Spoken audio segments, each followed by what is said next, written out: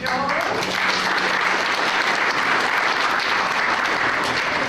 going to see if this works up here in this stand. Get it in there. All right, can you hear me? Yes. Awesome. Thank you. So good afternoon and welcome to the October membership meeting. My name is Peggy Kelsey. I am the very proud chair of the board of the GMC. So excited to see you all here today. We're thrilled to be meeting at this place, ThriveOn King, one of the most exciting redevelopment opportunities and efforts Milwaukee has experienced in the last several years, and one that has an incredibly bright future possibility for its partners and the residents who will thrive because of it. Thank you, Heather. Thank you to the ThriveOn collaboration for hosting us today, including GMC members Dr. John Raymond and Greg Wesley. Now, traditionally, we meet the second Monday of the month, but we changed our meeting in October because next Monday is a national holiday, as many of you know, Indigenous Peoples Day, which honors the history and culture of the many indigenous nations. Instead, we meet today, October 7th, which is the first anniversary of a tragic day in recent world history. The attack in Israel by Hamas that killed more than 1,300 people, including 30 American citizens. Hundreds were taken hostage and some are still being held, including Americans. The last year has brought increases in anti-Semitism globally and locally, and pain and suffering to the people who live in Israel, Gaza, and elsewhere. It is appropriate that we mark this moment as we all look forward to a time when we can once again celebrate a more peaceful and united world. Today's conversation centers on Milwaukee's history and its bright future. We've all watched the transformation of this historic Gimbel-Schuster building from a vacant block into a thriving community nucleus. The thoughtful planning of how this space will serve the needs of an entire community has reinvigorated and inspired many of us who are committed to building vibrant, equitable communities throughout Milwaukee. We will hear more on this from our guest speakers shortly. But for the moment, I'd like to take a minute to highlight another local organization that has provided transformative solutions and support in so many ways, and it's one known to all of you. Along with others in this room, I am honored to be a member of the board of the United Way of Greater Milwaukee and Waukesha County. Each year, United Way hosts an annual campaign to raise the necessary funds to sustain community support in many areas, including health, education, financial stability, and racial equity. We officially kicked off our 2024 community campaign on August 29th, where we announced our 2024 campaign goal of $57,500,000. This is a big number, but with your help, we know we can get there. This year's campaign focuses in particular on key initiatives surrounding reducing barriers to employment and advancement, safe and stable homes, Tequity, and the newest of the initiatives, teen mental wellness, empowering minds. Through this campaign, we can collectively support the needs of today to build a stronger future for so many in our community. And of course, if you have any questions about the United Way of Greater Milwaukee and Waukesha County, look no further than its president and CEO and GMC member, wave your hand, Amy Lindner. There she is.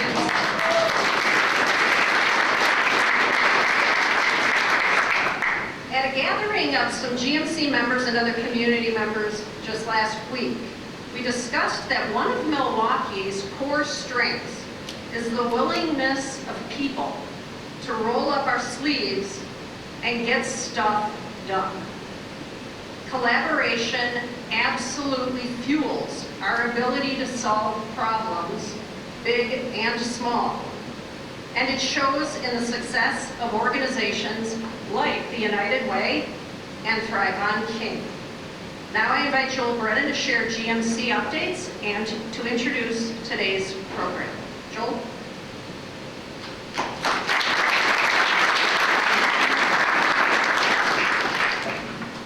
Thank you, Peggy. Thanks for providing an update on the United Way campaign. I serve on the campaign cabinet as well, and those of us in the room know the positive change we can help bring about through the collective efforts like the United Way campaign. We hope you'll support the campaign this year in whatever way you are able. We don't need many more reminders that Election Day is now just 29 days from now. Our current president will be in Milwaukee tomorrow, and the major party candidates and their surrogates have been here more than some of us who live here in recent weeks. Votes are already being cast. I was proud my daughter, as some of you know, is a student in Virginia, and she and a friend of hers called, another Wisconsin resident called as they were filling out their absentee ballots just in the last few days with me. So votes are already being cast. In the city of Milwaukee, more than 3,000 poll workers are needed on Election Day. Election Commissioner Paulina Gutierrez has asked that we share with you the flyer that you'll find in the middle of your table. We'll also email that flyer out in English and Spanish after the meeting in case your company wants to or has encouraged employees to participate in the civic process in this way. If you live in Milwaukee County, you can work at a City of Milwaukee polling site. If you live in the City of Milwaukee, you can work at the Central Count, which will be located this year, I believe, at the Baird Center, and will be responsible for counting up to 80,000 absentee ballots. All of those need to be processed and counted, I think, as most people know, on Election Day. So it is a yeoman's effort to do that. It'd be a great problem to have more workers than they need at the city. So we encourage you to consider what your role might be in that. And I also want to take just a moment to recognize and thank individual members of the GMC and of the Milwaukee community who have been involved in what have been very much bipartisan efforts in this state during this election season around voter registration, in highlighting that we have safe, free, and fair elections that we're fortunate to have, and to some extent, where need be, standing up to misinformation about voting processes and outcomes. We're stronger and better as a community when leaders stand up, and many of you have. I also want to recognize one of our GMC members, Kevin Long, sitting right over here, was presented last week with the Stellar Award from Reach Out and Read. It's a program that transforms pediatricians into partners for parents in advancing early literacy. Through Kevin's efforts, the program gained new support and expanded its services in Milwaukee County. This is going to develop more young readers, which is certainly a central building block to growth in Bronzeville and throughout Milwaukee. Please join me in congratulating.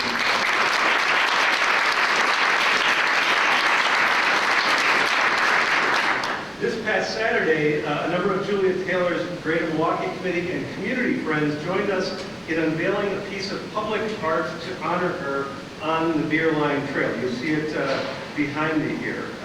GMC members contributed to this installation, which was a surprise to Julia, and I can tell you she was genuinely surprised and overwhelmed at the generosity of the community and the community's interest and willingness to mark her time, her impact at the GMC, but also her continuing impact on the community.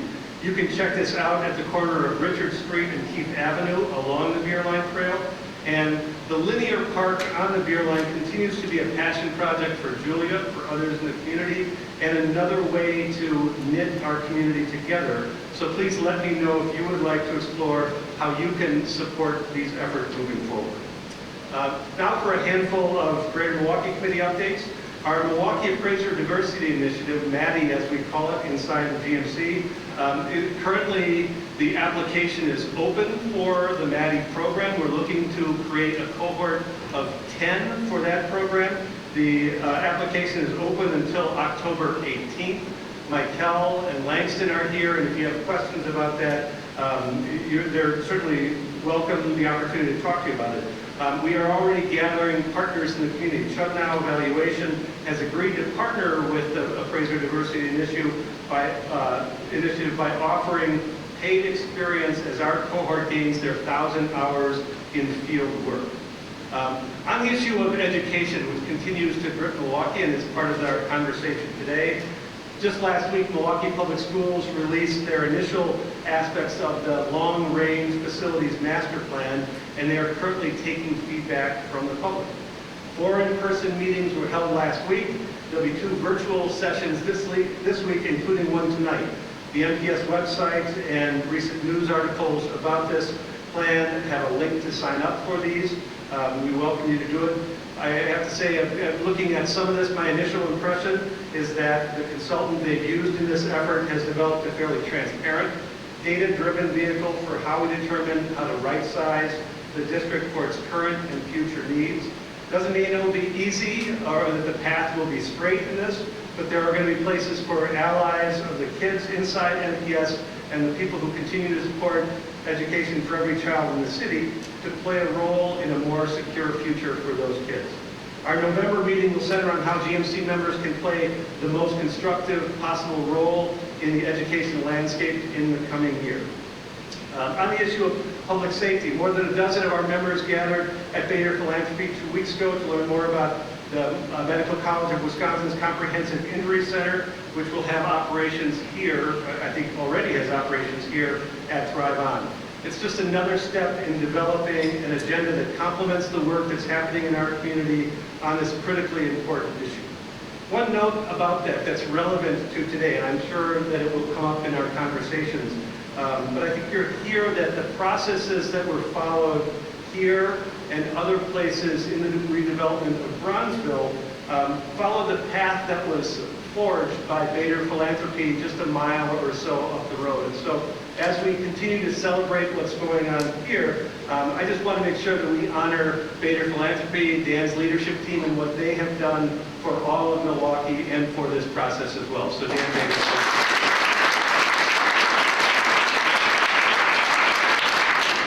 To be leaders in how to do this the right way.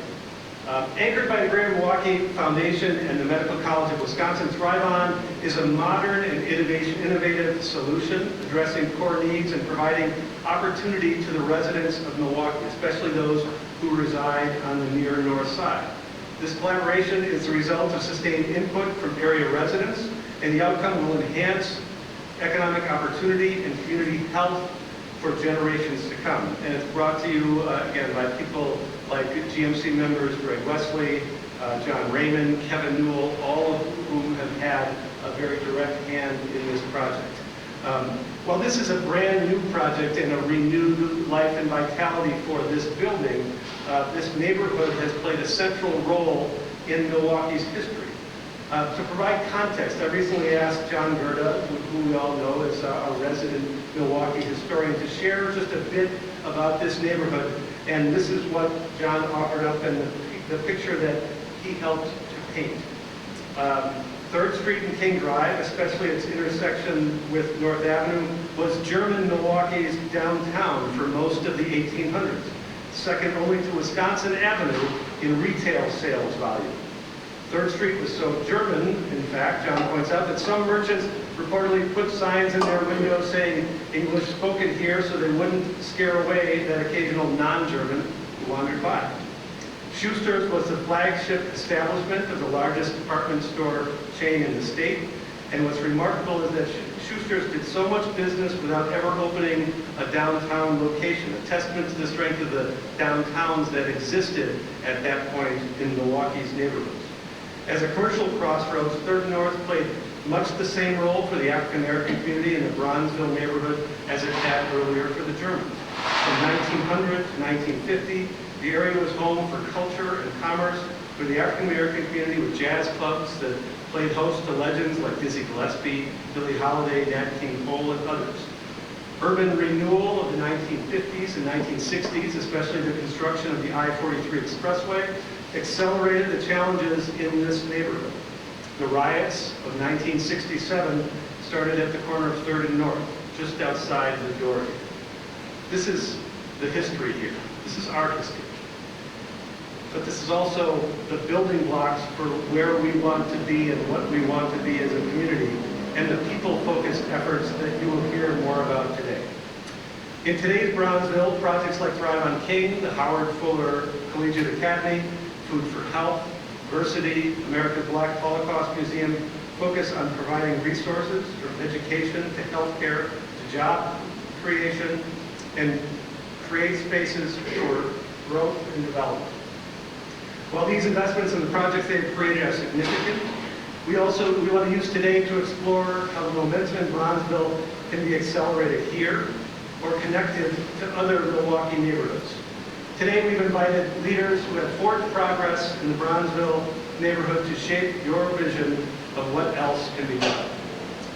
You got, last week, you got information about all of our speakers, so I'm not going to go over their bios. I'm just going to invite them to come up here and start the discussion.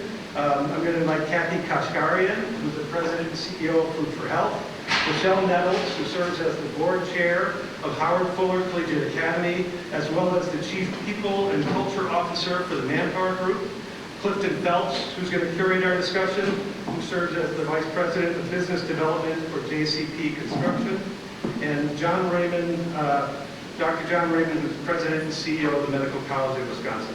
I welcome all of you. I hope you'll give them a hand.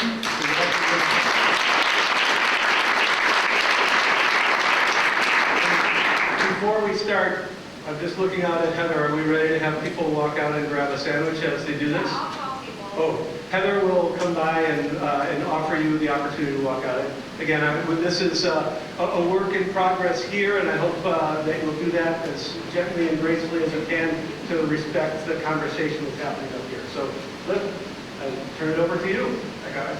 Can everyone hear me? All right. All right, guys, we're going to ask some questions to get us better familiar with how you guys were able to come to this great area called Bronzeville and what were some challenges. So I'm going to go randomly down the line with these questions and repeat the question if you forgot about it or so on the project. So we'll go over our brief project description. And we'll start off with Mrs. Nettles. Can you guys hear me?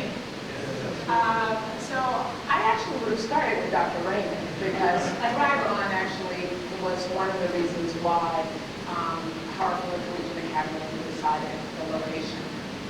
But our project, looked to 2020, and it was our annual board meeting, and we were stepping back saying, how do we grow? And in some cases, how do we survive? We are located 29th and Capitol High School at that time, and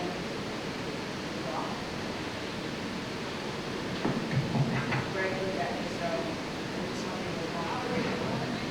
so we were on 29th and Capitol at high school, and at the time, still.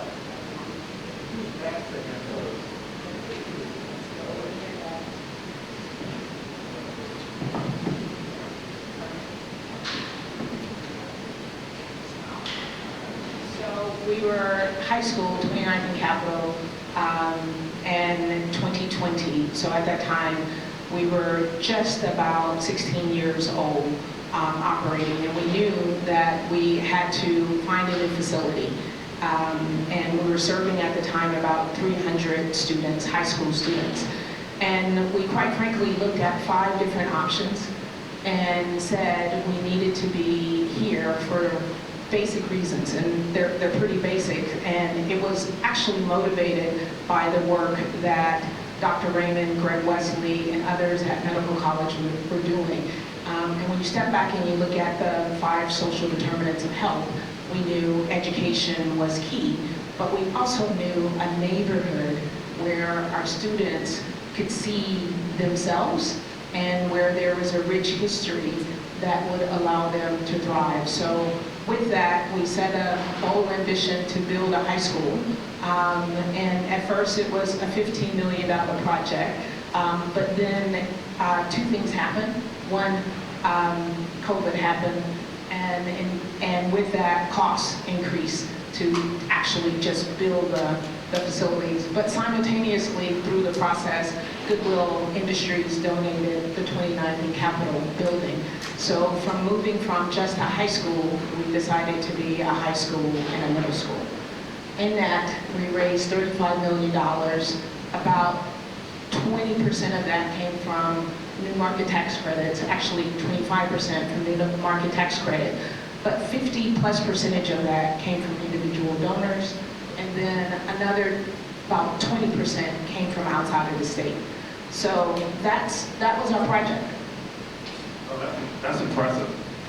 Kathy, we're gonna jump over. You're right. I should have went to Dr. Raymond first, just to kind of thank you. Just kind of talk about just the basis of why locating here, and then we'll jump into our normal round. Yeah, thank you, Liv. I'm going to go back to 2016, August. There were the Sherman Park riots, civil unrest. What started with just a few conversations with MCW's learners and employees who lived in and around Sherman Park. We just said, are you doing okay? How can MCW help you? And those conversations grew over time to include neighborhood leaders, community leaders, and what they said was they wanted MCW to be visible in Central City, Milwaukee. You know, by the way, you don't need to be in Sherman Park. There are neighborhoods that need us more. That we should come in with humility and that we should listen. They wanted a front door to MCW that was accessible to Central City, Milwaukee. And our students were telling us they wanted a front door to the community. We don't have in Bronzeville. We originally were going to build or buy a building on our own. And then we had joint board members between GMF and MCW that said, why don't you work together? GMF needs new space. They know how to economically uplift and empower disenfranchised and under-resourced neighborhoods. And you know how to deliver health care, and social determinants of health are the intersection of what you do. So it was originally called Flourishing Lives. It was going to be an MCW project. We said, since we're bringing partners in, this should be an equal partnership. We're going to change the name. We leaned on Dan Bader for advice and mentorship and guidance. He told us, again, to approach the neighborhood with humility, show up, listen more than talk, and be willing to hear some things maybe you don't like, but still be willing to listen and understand. And so that process took us several years. So the idea of building the building or owning it actually morphed into something that we heard from the neighbors that, why don't you have somebody who's lived here or around here own the building? You shouldn't necessarily come in here and own buildings in our neighborhood if you're not a neighborhood. And so that's when we brought in Kevin Hill and we brought Capital, who then became the third leg, obviously. And so I think that our idea was to do something together, to stay in our lane, but to inspire others to come here and invest in the needs of the neighborhood. So jobs, reskilling, early childhood education, those were themes that were really important with the three neighborhoods that we partnered with. And so now I want to make sure everybody knows the partnership isn't just Royal Catholic, GML, and MCW. It's the three neighborhoods that we are partnering with, as well as everyone else, our Collegiate Academy, University of King, Jobs Works, MKE, Kinship, and for starters, that we're really trying to do things together. Oh, thank you. And Kathy, obviously, tell us the story how you got to the neighborhood, a little bit of project specifics, and everything you guys have been through to this point. And you got up close and personal with it too. A little bit. So I'm going to go back to way back when in 2018, when Doman made the bold decision to exit the pharmaceutical industry to truly focus on democratizing and normalizing the concept back then, which was innovative relative to food as medicine, to truly eliminate diet-related disease. And so in 2019, formed the Doman Company Foundation, and we quickly got to work relative to large research and development activity to stand up a platform by which we wanted to bring forward to a Milwaukee community the most efficacious medical intervention leveraging the power of food and medically tailored meals. Upon investigation with regards to exploring what we were seeing happening, not just from a national perspective, but more importantly here right in our backyard and in our marginalized communities, we saw that there was a 14-year life expectancy gap from the zip code we're sitting in right now, 53212, to 3 blocks over to the east. And we said we're not okay with that. We also saw the really good work that was happening very specifically at the spearhead of Greater Philanthropies and then ThriveOn as well too. So we knew that we wanted to invest in the communities that we wanted to serve and co-locate to remove some of the barriers to access. We also knew that it was important, based on the listening sessions and the feedback that we facilitated in partnership with Halyard Park neighborhood, specifically with the historic King bid, that it was important to arrive the right way within community. Not over-arrive, not under-arrive, but make sure to arrive. And so we listened. We attended every neighborhood association meeting that we could attend. We collaborated with Greg Wesley and team as well too with regards to knowing that we were going to be neighbors. We partnered up with NEF. We had a number of listening sessions in addition to open calls with regards to tell us what you would like. And there were a number of things that came forward. Right, so the concept of medically tailored meals was one that was extremely innovative, but very innovative for communities that don't have access. Don't have access to the basic human right of healthy food, but then also access to education and literacy to be able to truly provide the right of empowerment into individuals' hands. And so the things that came forward were that, yes, it was extremely important to be able to provide access to healthy, nutritious food. But yes, it was also important to provide access to programming and education. And yes, it was also important to provide jobs to folks within community. And yes, it was also extremely important to make sure that what we were building together. And so with the purchase and the redevelopment of the 2 buildings that is now the Food for Health B3 Community Health Hub, community's fingerprints are all over it. And thus came forward the very specific programming, which is the first and only medically tailored meal program here in the state of Wisconsin that is accredited, being produced 2 blocks south of here with the only US FDA medically tailored meal food manufacturing facility in the nation. That's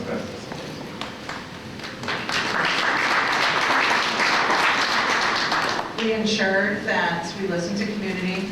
Some of the most important points was the design of the building and to bring back the beauty of a historical gem, which is our MLK facility, which thank you to JCP as well too for being part of the beautification of that beautiful asset.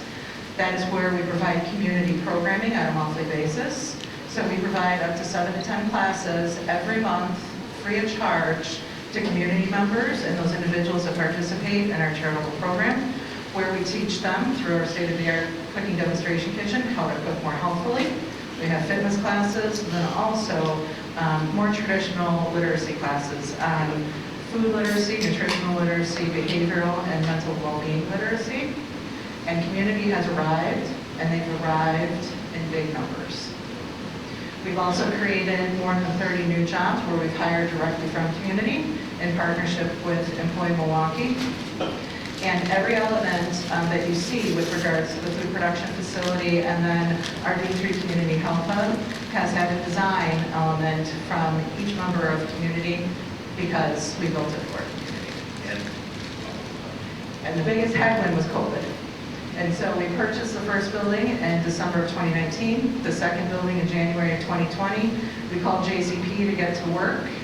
And in March of 2020, COVID hit, but It was also very important to collaborate locally with local organizations as well too. So I got to say thank you to JCP and the other local partners for being able to put our heads down and to be able to bring our projects in on time and on budget and with high quality. And so the $12 million investment essentially is going to be one that we're looking to extend more than 150 years. Wow, that's absolutely great to hear all the stories on how the building actually came together, or I'm sorry, collectively, how the community came together. I'll just insert a little bit of a clip in JCP history.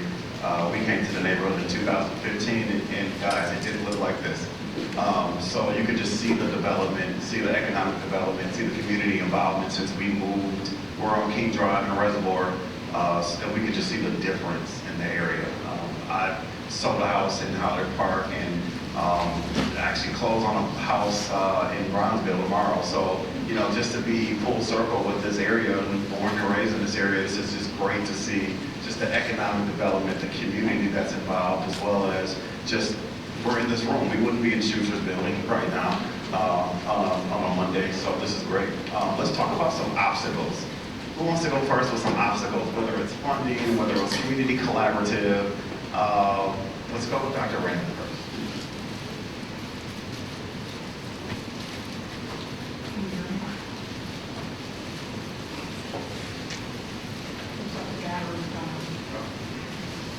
Here we go. Can you hear me now? Okay, yeah. Well, obviously COVID was the biggest obstacle, not just to construction, but financing and engagement with the neighbors, which again was something we spent so much time, all day Saturday, lunches, evenings during the week, just listening. That momentum could have been derailed, but we had a dedicated group, both from GMF and MCW, that maintained contact.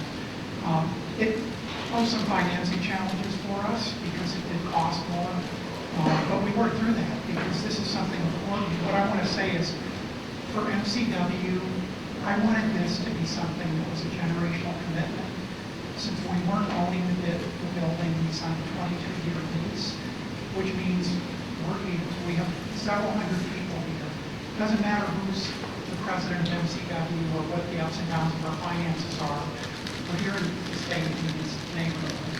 And getting everyone to understand what it really took to make this kind of commitment, to move hundreds of people from different locations, to get them in the building, to provide this kind of space that's an amenity for the community. And MCW and GMF are funding and subsidizing. Those were some social and cultural challenges in our organization. And then maintaining the trust. There were things that the people in the neighborhood wanted from us that we couldn't deliver. And we had to say we can't do it and explain why. And I think by doing that, though, people respected us, that we were going to be straight with them and pursue the future. Kathy.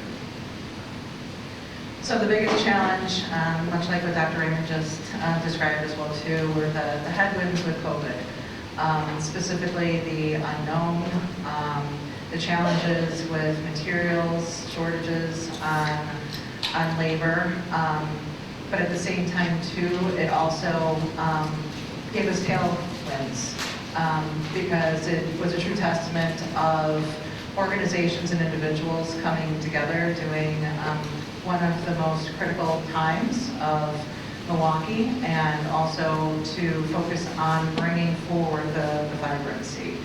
And so I would say that that was probably the biggest challenge. Food for Health graciously had seed funding from the Bronzeville Company Foundation with regards to funding. So funding for the development wasn't a challenge, but now funding to keep the two buildings operational and open and to be dedicated to the community, that's the challenge now. And so, though there has been significant investment, the investment truly has been for community, it's extremely important that we continue to invest in the programs, into the systems that are truly going to make systemic change. So Though we had some challenges, we overcame, we adapted, and we moved through them. Now it's really, really a call of action to ensure that we're continuing to invest in those programs and solutions that are going to, much like Food for Health, continue to elevate Milwaukee. So obviously, capital was a big challenge, but I think before we even got to crossing the mark of can you raise the funds, it was really the belief, is this something that a group of African Americans can do? And I think many of you have heard Mary Ellen Stanek or Dr. Howard Fuller talk about, early on, we had a number of people who told us no. And then there were a very small few who told us to go. And so with commitment from community leaders like Greg Wesley, Mary Ellen Stanek, and others here in this room, we were able to simply step back and say, this is possible. And why is it possible? Because when communities come together, and Joe referenced earlier, when you're collaborating, when you're stepping back and saying what's for the greater good, then we can achieve that. And so one of the things that I think is remarkable about Howard Fuller Collegiate Academy, the high school and the middle school, is we were able to bring partners and donors from all different sectors. And nationally, locally, but also individuals who historically people thought may not make those investments. And a lot of work happened to do that. Now, trust me, there were also other hurdles that Kevin Newell and Corey Meadows and a host of other people from managing simple things like getting permits, but also, to Christine's point, really engaging and building that rapport for the neighborhood. Just because we were African American didn't mean that the neighborhood didn't hold our feet to the fire also. So we spent a lot of time with members of the Halyard Park Neighborhood Association, time with Alderwoman Cogs, time with the MLK bid. All of that was a day by day, month by month, building relationship, building rapport. But I would say our biggest challenge was the belief that it could be done. So once again, it was a pleasure to work on all these projects from a contractor standpoint. What we have to do every fall is sit there and plan for the next year, which kind of ties into the next question, which is way harder than how do you measure success? Like when you look at the project, when you look at your buildings, when you look at the staff that are coming here, what is your level of success? And I will add, just so we can get the rest of the questions, if we can time our responses down to about a minute and a half. But how do you measure success taking a risk of coming here? So ultimately, Corey and I, theory of change of measure success, how many Corey Nettles, how many Greg Wesleys, how many Michelle Nettles exist in this community 5 years, 10 years from now. That's ultimately how we measure success. In the short term, how we measure success is how many seats are filled in the building. And I believe, and Doc is here, I believe our number is 471 at the moment, and we have 500 seats in the building.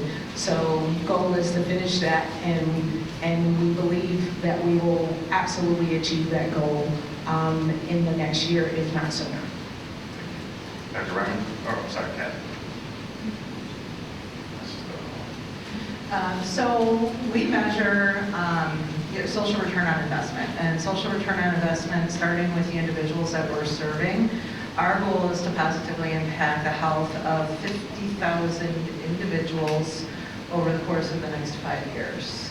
To date, since we have co-located within the Halyard Park neighborhood, we have touched over 4,000 community members and lives through our classes and direct programming with significant outcomes relative to proving to be able to manage and reverse type 2 diabetes, cardiovascular disease, hypertension, and last but not least, high-risk pregnancy. So we have bent the trend that puts Milwaukee highest on the list in the nation relative to maternal and infant health. So from a short-term perspective, is about creating health and health equity through healthier lives. Longer term, when we look back 5 years from now, 10 years from now, 15 years from now, how we know that we've made that difference is that that 14-year life expectancy gap is gone. Thanks, Kathy. Since we're the Medical College of Wisconsin, I think our long-term goal is to eliminate health disparities, which these zip codes bear a disproportionate burden of bad outcomes from every chronic disease that you could imagine. But also, as one of the economic forces in the region, I love seeing the vitality in this building. I've had the opportunity to come in a little early for meetings and just sit in the lobby and see people coming in, meetings, smiling, people of color doing business in the building, seeking opportunities there. And then I guess the final mark of something good is to bring high quality partners. And we've already heard about some of them. We've got diversity in the team.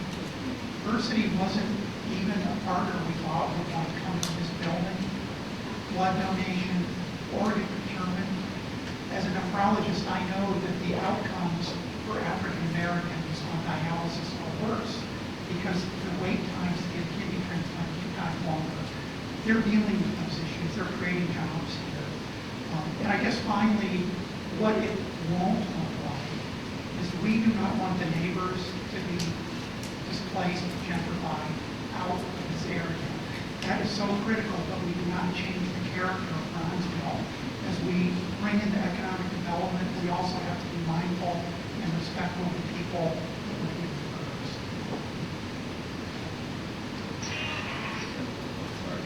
Thank you.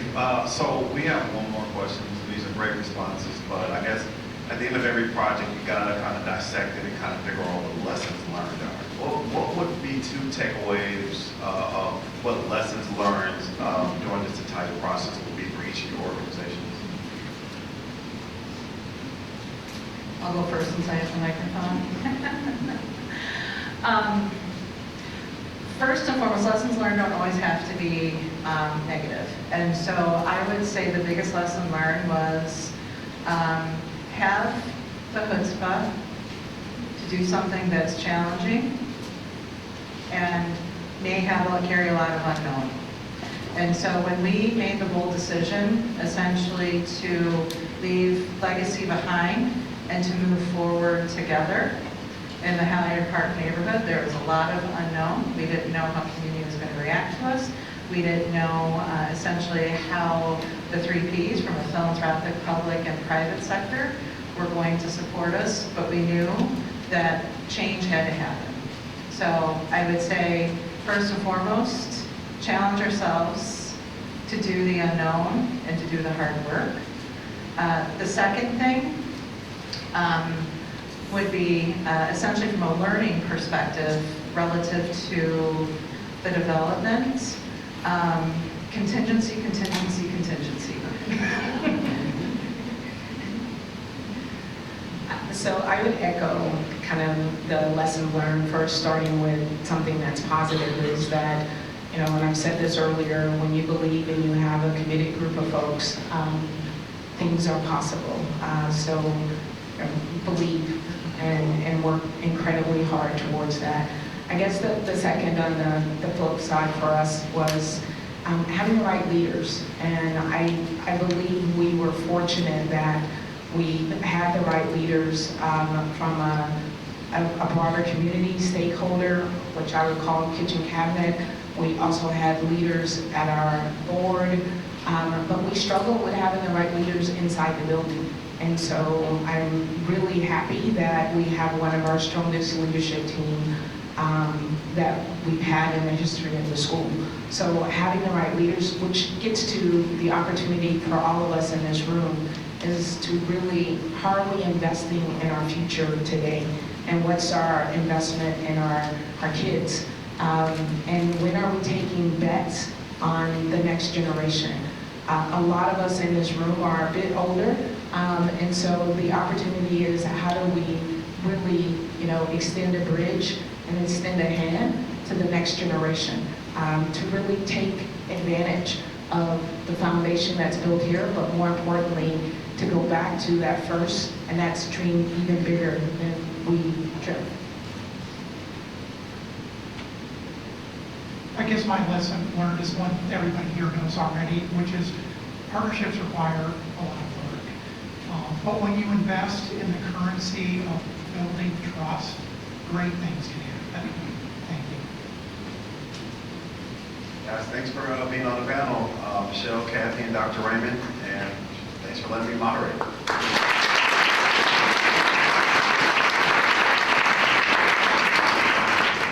Thank you all. So we're going to take the next 15 minutes or so to have discussions on your own. One, I wanted to say thank you to the panelists here. Most of it happened behind me, but I think almost everybody else got food too, and it wasn't disruptive. So I want to congratulate everybody here on that too. But when you think about just the group that was up here, the collective investment in probably a 2-block area here is on somewhere in the neighborhood of about $150 million. $100 million here, $35 million next door at Howard Fuller Collegiate Academy. Food for Health, I think Kathy mentioned a number of 12 or so. Like that kind of investment in the immediate neighborhood is huge, it's meaningful, it continues to have roots and legacy here. There are those here who are making other investments or similar investments, similarly invested personally or as part of your organization. So we have a couple of questions on the screen here for you to contemplate as a group. We'll come back and talk at the end. Then Greg Wesley is going to close us with a little bit of comments about this place here, because he's been on this project from kind of 2 angles over the last several years before some of us go off for tours or to give blood or do things like that before we're done here. So we just welcome you to have that conversation at your table for the next 15 minutes or so. Question, and we're going to get into the Q&A or people's reflections here, but as you're doing that, we have this question up at menti.com. Heather did a nice job just focusing that. There's a code that you, but there have been some discussions around the table. Dr. Raymond talked about things he couldn't deliver, or that this project couldn't deliver.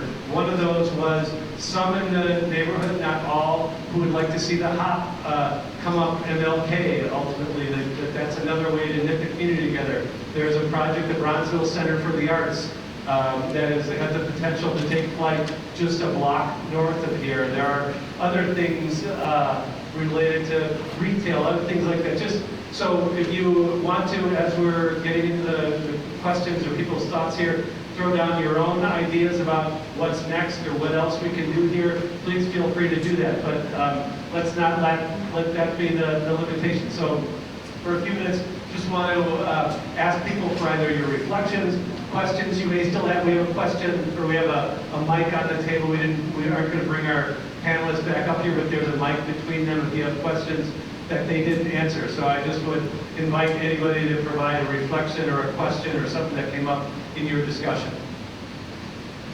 The Menti poll is not working. The Menti poll is not working.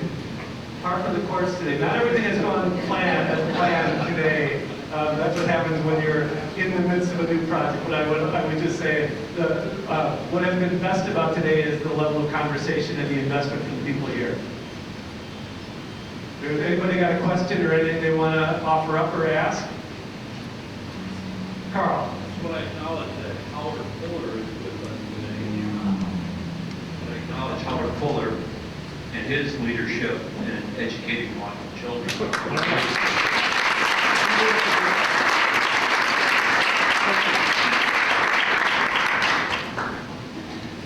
If nobody else wants to say anything, we might offer the microphone to Dr. Fuller, because I know that would be one inspirational. Does anybody have anything? Hey, Joel. Yes, Can I John. just say this?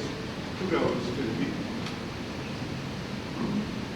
Kudos to the people who put this together and had the courage and vision to make something happen that no one could have imagined through a long time period. And so all of you who made this happen, it creates a vision of what is possible in a community that I think is a shining example brothers.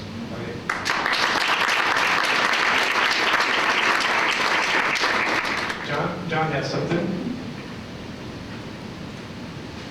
Well, I was just going to say, and Jackie, you can help me if I did. Jackie was talking about this, but I was mentioning how this neighborhood is doing so well, and it might be time to look at other areas, but I think you mentioned, well, what's really still missing is affordable housing. You have all this great stuff, but you have to have housing for people to live in, and I think we all recognize what a large challenge that is, and that may be something GMC to look at, but, it isn't really fully realized, the vision here, I think, until there's some more affordable housing to have that right change. Thank you. And on the matter of housing, Dr. Raymond mentioned that making sure that the work that's happened and everything that's happening in this neighborhood right now isn't something that threatens those who have been stakeholders who have lived here a long time. Many of you may be familiar that the Greater Milwaukee Committee, Riverworks, the Greater Milwaukee Foundation put together an anti-displacement fund about 6 years ago for these very neighborhoods, for Brewers Hill, for Halyard Park, for two near downtown neighborhoods on the south side. It continues to take root, and there are, in the past year, probably 100 taxpayers who were able to make use of that fund. We have not, Greg and I were just sharing, we have not funded that. The commitment that we made was that that was going to be around for 15 years, so that we would fund that so that for those residents who maintain the qualifications, live in their homes for another 15 years, that we would be able to do it. We're not quite there yet, and so we will continue to be out in the community talking about that, because that is another way that the trust deficit that we have with people in this community, where we rebuild that by making sure that we can meet the commitment levels that we have set. So there will still be more conversation, and that model may not work in every neighborhood. It may not be exactly what we need everywhere, but that's one way to continue to make sure that the anchors, the residents of the neighborhood who are anchors, don't get displaced by all the work that's going on around them. With that, I think I'm going to turn it over to Greg Wesley to just talk for a few minutes about, we've offered up a tour. He's going to talk to us a little bit about this project. And the other thing that I would say, and Greg probably is nice enough to do this too, but the drivers of this were the Greater Milwaukee Foundation and MCW. Greg did this on the MCW side. Ellen Gilligan did it in lots of ways on the GMF side. And Ellen has retired. She's been off in Italy for several weeks. She has well-deserved opportunity to do other things than we're here. But this is part of her legacy to the community too, and we want to honor that as well.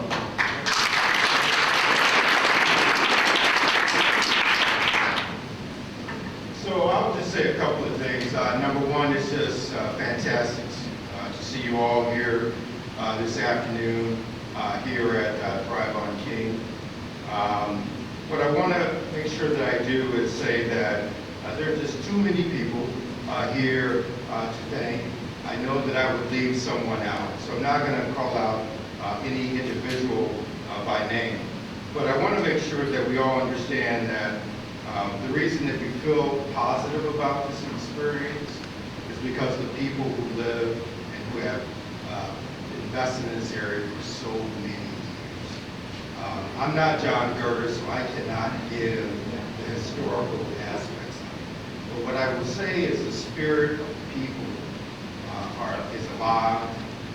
We've invested in that spirit. And the reason that I think you're standing here feeling as positive about what we've done here is because there were so many people that came here that had what I would call the spirit of opportunity.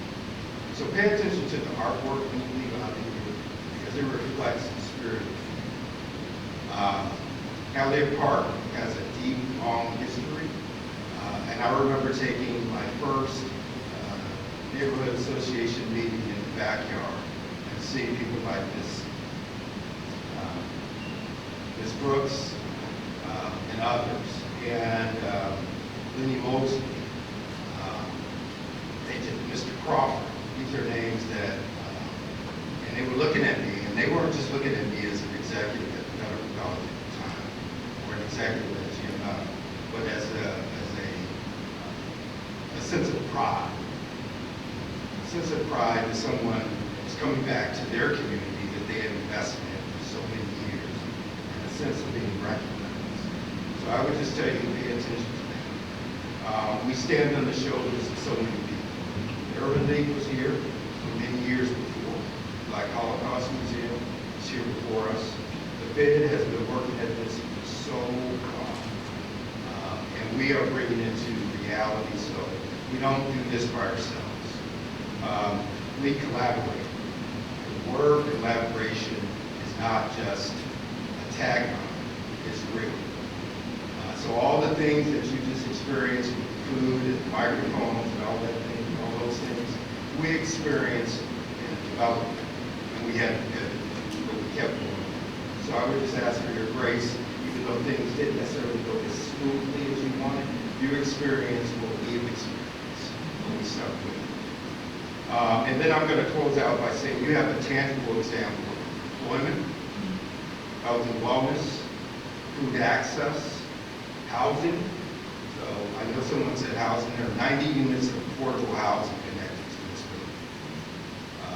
Intergenerational housing that will allow people to age gracefully in their homes and decide maybe they want to move. We also have the Health Equity Scholarship Program for MCW in the building. And then you have residents who will be able to go to the early childhood education facility. You have the arts, I just mentioned. Some of the best artwork, I think, in this community is in this building. And then I'm going to say, and close, it's based not only in community, but economic development. So if we want to change our community, we must tie together economic development and community, not just one. We cannot be silent. On that, I'm going to close also by telling you that nothing in this building is perfect. So when you see the imperfections in the building, it's a historic restoration, not a historic renovation, it's a restoration. The Historic Park Service approved every development and improvement in this building. We think, and shout out to Rural Capital for their great work and all of the architects that did the things that they've done to make this a reality. So take some time. And if you can have a tour, I won't be doing my job with Chris. I didn't call out bursting as an ability for you to learn a little bit more about the importance of blood donation and just identification of even your blood type. But thank you all for being here. This has probably been one of the most rewarding experiences professionally that I could ever have. And to be leading the Greater Milwaukee Foundation now, at this time. It was not planned. I just approached this with every bit of being that I have, and to have the ability to lead the foundation in this new space with this new energy is just really gratifying. So I would all invite you to learn more about GMF, learn more about the Medical College of Wisconsin, and stay engaged. And thank you to World Capital for going along on the journey.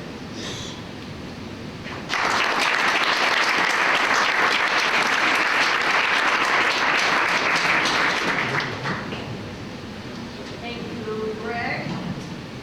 I want to thank you all for joining us today in this inspirational venue, and thank you to the ThriveOn collaboration, Dr. Raymond, you, Greg, our host, and Kathy, I want to give you and your team a shout out.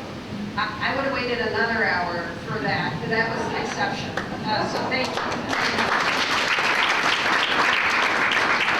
As a key component to our strategic plan and Milwaukee's future, our goal at the GMC is to introduce and inform about the breadth and importance of infrastructure in our community, and frankly, to listen. That's one of our goals. I heard that word listen so many times by our panelists, and I think that's something we can all take to heart. I'm so happy to have been able to listen to each of you, because as we listen, we learn, and as we learn, we can then convert that into action. The focus on community building, with which our speakers and others continue to lead, is both inspirational and, we hope, a solution not only for Bronzeville, but across Milwaukee. As you know, the GMC's motto is, "It can be done."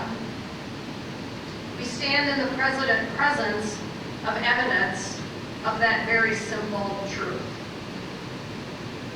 As a reminder, you just heard from Greg, there's a tour after this. Now, Heather, it says meet at the front of the building. Is that the front or is this the front? Let's be up there and Okay, anybody who signed up or didn't sign up, presumably who wants to go on a tour. That was an audible, but meet over there. So I'm going to adjourn the meeting and move on to our usual ending fun part, today's giveaway, which Heather's holding in her hand.